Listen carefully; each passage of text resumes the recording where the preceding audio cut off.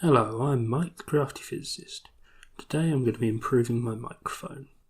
I started making videos with audio now, and while the sound isn't terrible, there's one thing that I'm not keen on, and that's called plosive noises.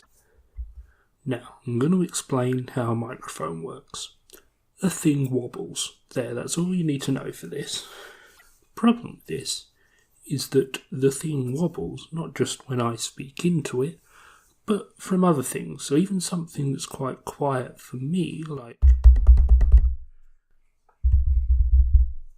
will probably come out louder on the microphone because it shakes the microphone itself. Sometimes this is unavoidable. There are some noises, say, from outside, and sometimes the next door neighbours like to rearrange the furniture in the middle of the night and loudly agree with each other. That's none of my business, and I can't really do anything about that. But one of those extra sources of noise is called plosive noise, and I can do something about that. The way this works is that human breathing causes that microphone to vibrate. To give you a brief example, that probably made a sound on the microphone. This is a problem when I'm speaking because some sounds involve an expulsion of air. These are called plosive noises. If you want to understand this in a simple way, just place your hand in front of your face and speak. Hello, pop, pop, pop. Some noises involve an intake of air, some involve exhaling of air. So to improve my microphone, what I would like to do is find a way to reduce the effect of those noises. And the way to do that is called a filter, often called a pop filter. Basically, you can break up the sound of the air flowing between your mouth and the microphone.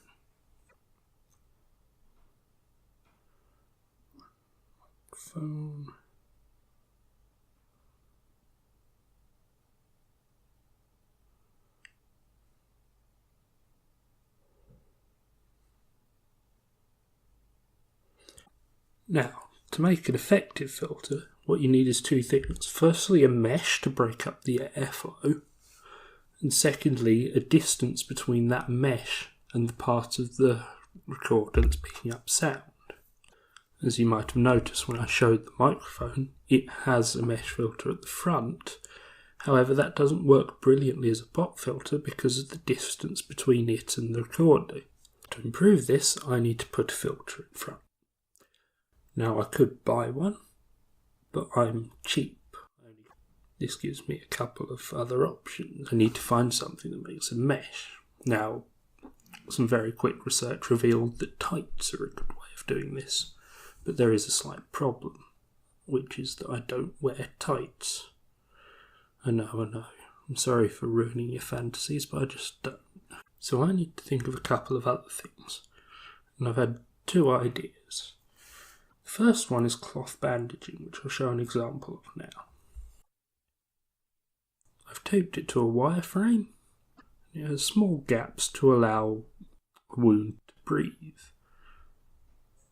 This should be fairly similar to tights, so I think it might work. The second option is a kitchen sieve, which I think I remember hearing somewhere that they were used.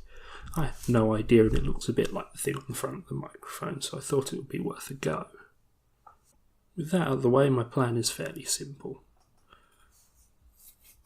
I'm going to say some plosive noises, once with no filter, once with the sieve, once with the bandaging.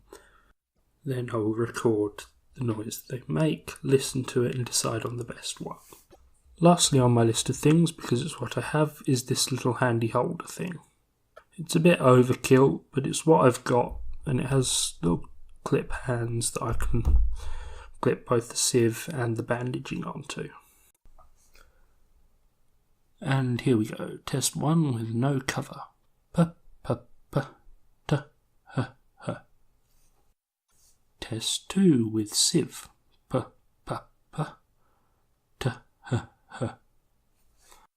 Test 3 with bandaging. P-p-p-t-h-h. I performed many tests to try and work out which one was the best, including some much closer up tests.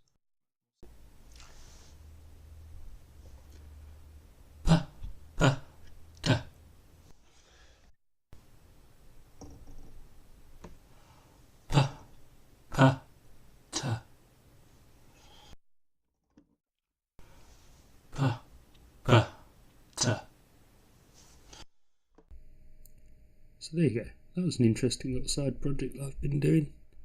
I think at the end of the day I'm going to use the cloth bandage one. I think it actually reduced the noise better than the others, although I probably will make a cleaner one rather than the sort of jerry-rigged device that I used there.